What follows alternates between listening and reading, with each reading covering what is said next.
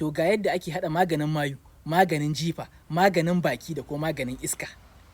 In dai waɗannan abubuwan ne kake fama da su, in dai waɗannan abubuwa ne kake so Allah ya maka katangar ƙarfe da su, to ga yadda za ka haɗa hayaƙi.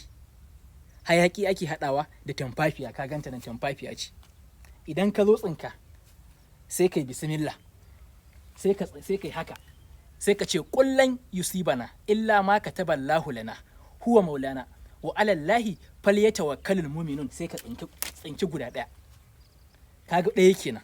Sai ka ƙara maimaitawa, sai ka ce kullan yusibana illa ma kataballahu lana huwa maulana wa alallahi falyatawakkalul mu'minun, sai ka ƙara tsinka guda ɗaya. Kaga guda biyu kenan. To sai ka tsinki guda bakwai. Za ka tsinki guda bakwai. Kana tsinkar guda bakwai sai ka koma gida.